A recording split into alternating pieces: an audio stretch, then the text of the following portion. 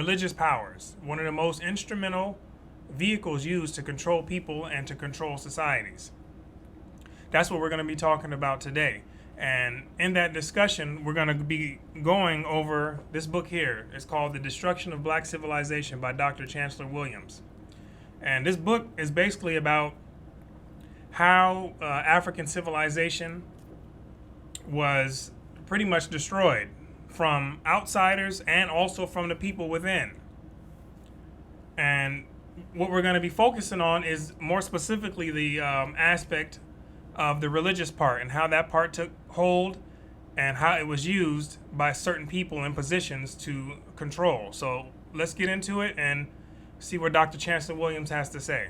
The blacks were a very religious people and had quite a number of religious cities, each one under the special patronage of a god, goddess, or any number of deities. So he's saying blacks were very religious. Now he's using the term black just as a way to describe people back then for modern viewers. But obviously we know that they didn't call themselves black. We know that. They had other tribal names for themselves.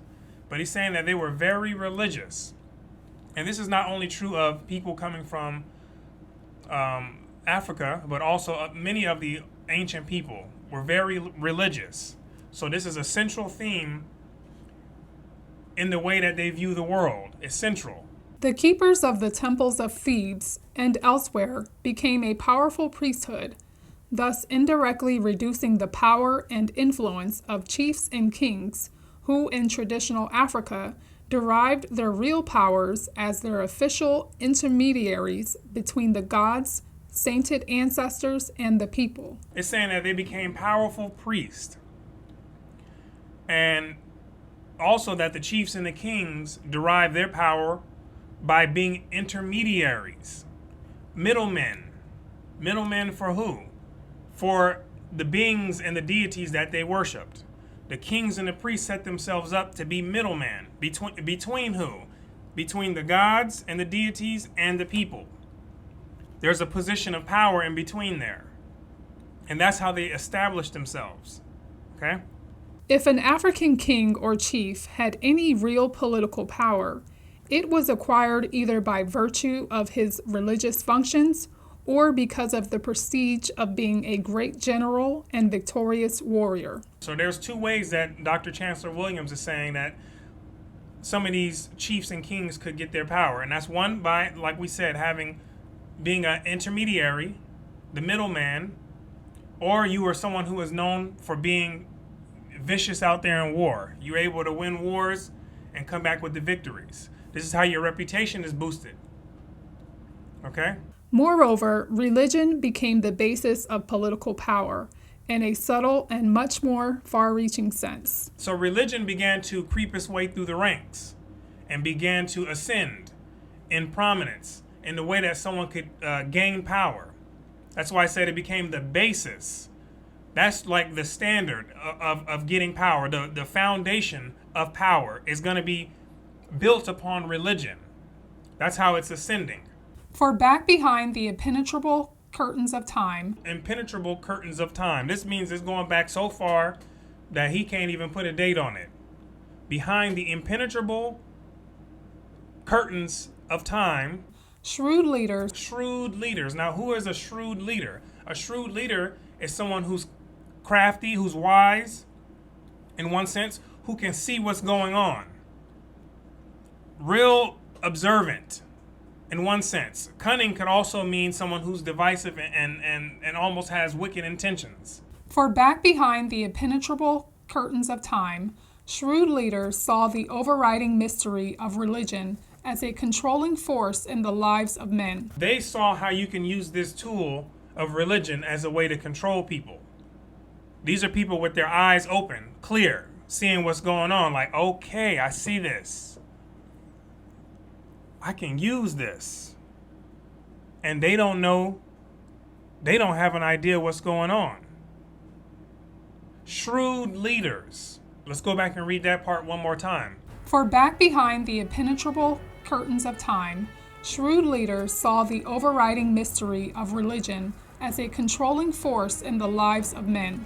They can see how the religion can be used and how it is functioning in the lives of people. They're stepping back from it and they can see it clearly.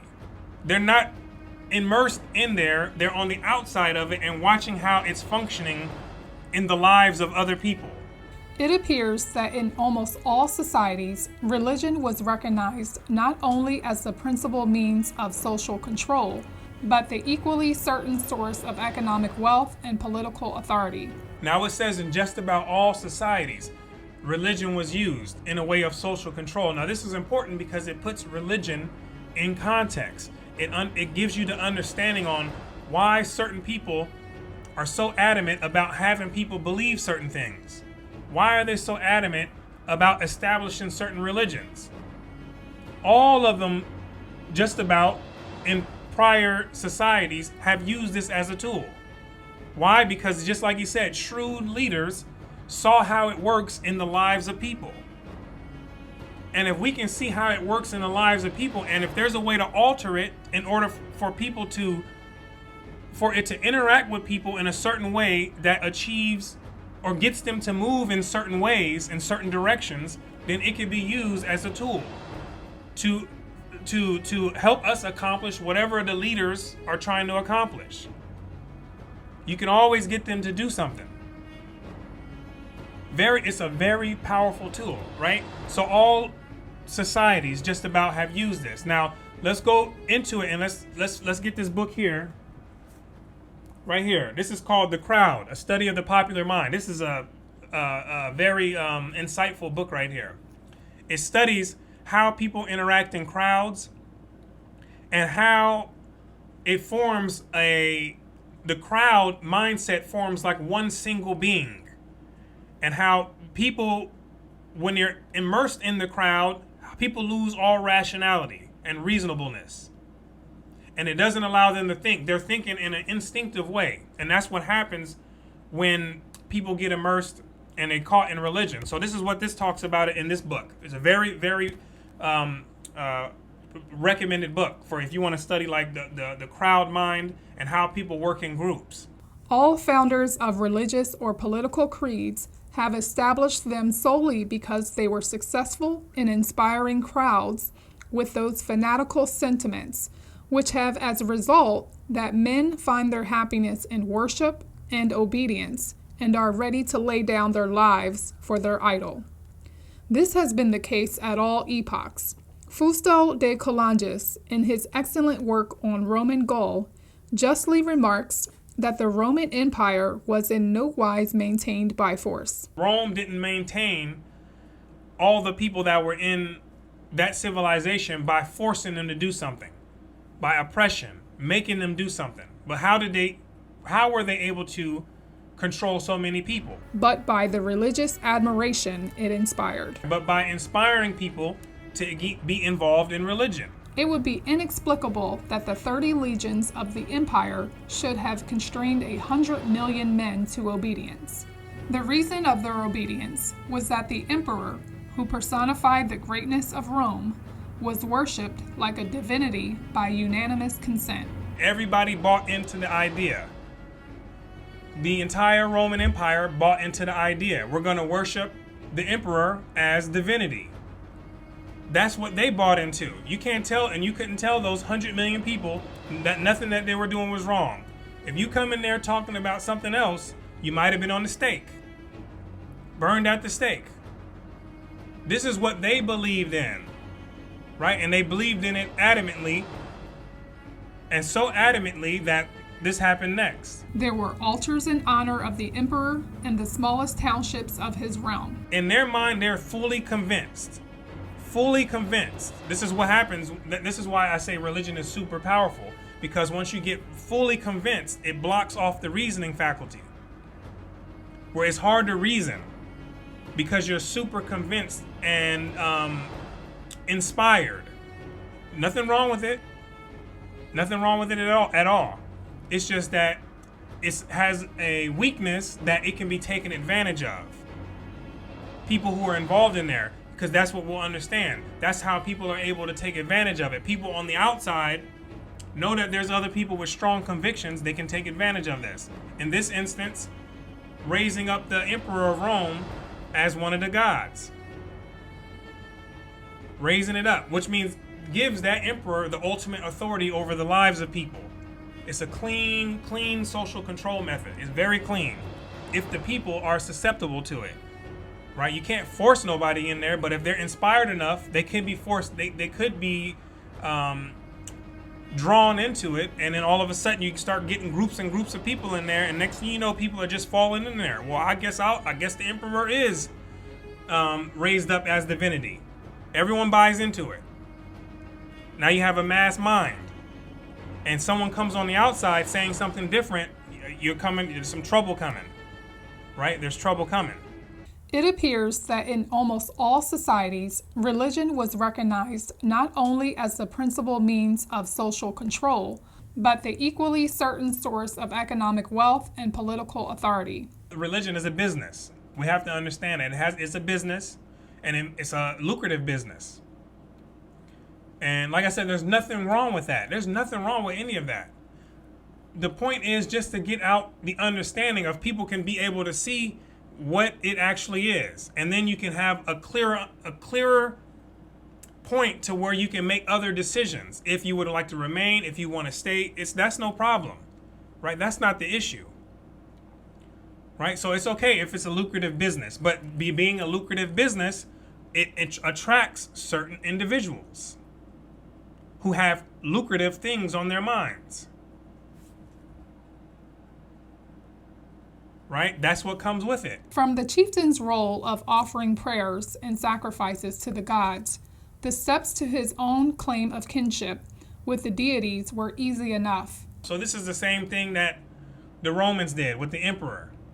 You're going to find out humans have similar patterns throughout the world. They operate in similar ways. It doesn't change much. Humans have a certain amount of abilities that they can do, and they repeat those patterns over and over, just in different parts of the world, and in certain circumstances, it just looks different from the environment that they're in. Humans do the same thing wherever they're at throughout the world. That's how one of the ways we know it, we're all related. Throughout the world, they do the same thing, follow the same patterns, whether it's in Africa or whether it's in Rome. You're going to follow many of the same patterns. So the chieftains set themselves up, and they said it was easy enough. That's what Dr. Chancellor Williams saying. Easy enough for them to do it. For who can gainsay one who is in exclusive communication with the Almighty? How are you going to say something or ridicule, criticize, question somebody who put themselves as equal with the divine?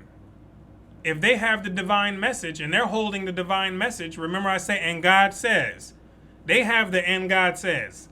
They can tell you what God says. How are you going to question that person? Because that person's a middleman. A middleman for who? The being that is created from the priest in the ruling class who have these deities that they create that serve purposes.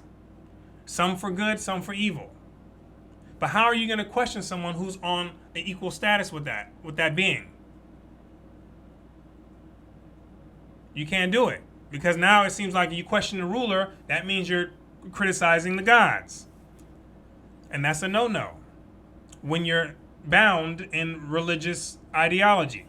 The point of all this is that religion made the people submissive and obedient, all the more so if their ruler was given a superhuman role, such as kinship with the gods and the protecting ancestors. For did this not mean that the rulers held all the keys to heaven? Indeed, the chiefs and kings had evolved into the very instruments of the people's salvation. So that's what happened to many of the people on the continent of Africa. Many of them, the kings and priests rose up, and this is an important piece because it connects directly with the slave trade whenever we start talking about that. The leaders, the chiefs, you're going to find out all throughout history, these guys have a very important role in playing in a lot of the destruction and also a lot of the positive things as well. Both of them. So the leaders have to be watched to see what type of characteristic they have that's going to be displaying and that they're going to be expressing. Because they have very profound role in society and have a lot of power to make things happen.